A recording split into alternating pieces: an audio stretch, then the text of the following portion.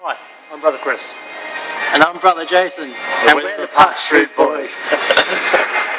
Well, tonight is the 12th of July 2012, and it was our first night out for the year. Well overdue.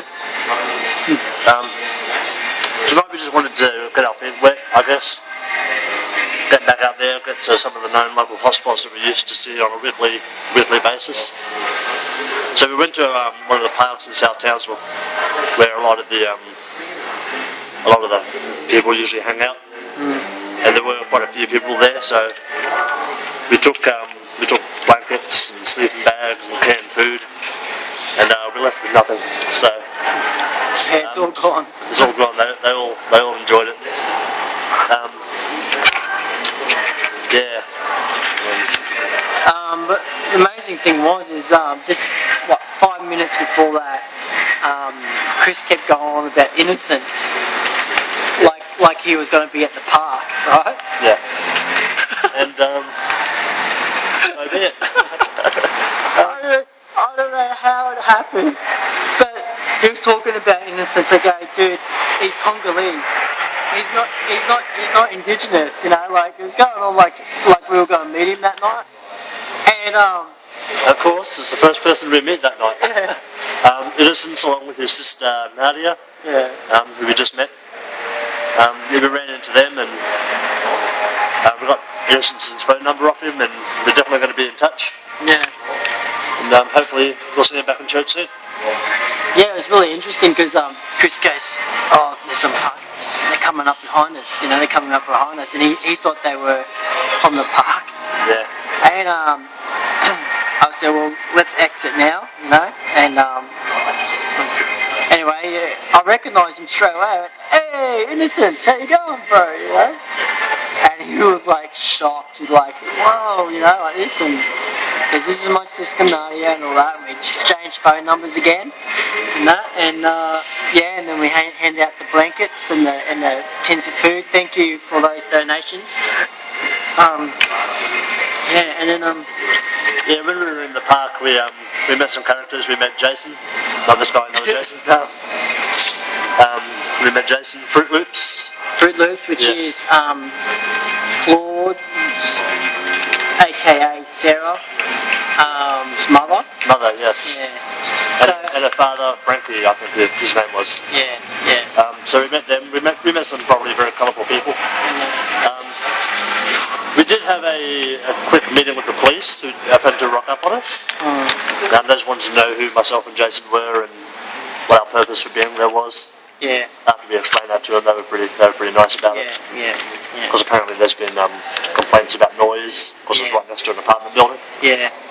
So yeah. Just keeping the noise, trying to get them to keep the noise down, you know. Trying. Yeah. But overall, I think it was a good night. Like for our first night back, we made our presence felt, and we gave them something to take away from the night. You know, food and blankets, which I believe they're going to hold on to and hopefully try and remember us by for our next visit. Yeah. Well, Claude, we've been ministering to him for like 2 years now, eh? That's right. Yeah, we haven't seen Claude for almost 2 years now, and he just remembered us straight away. Well, he remembered Jason because he knew you a lot more than he knew I. So, but he knew exactly who we were. And Dexter. Yes. Dexter. Yeah, Dexter. There were a lot of familiar faces there, I noticed. I'm pretty shocking with names, so I couldn't remember half of their names, so I had to walk up and probably reintroduce myself. Yeah.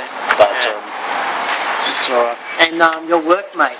My workmate, Lambert. Yeah, Lambert. Lambert, before our night started, we went to BP for an iced coffee. And going in there grabbing our iced coffee, and in line at the checkout, we ran into one of my work friends who I work with at Harvey's. And I was sort of like prompted, you know, like invite him to church, you know,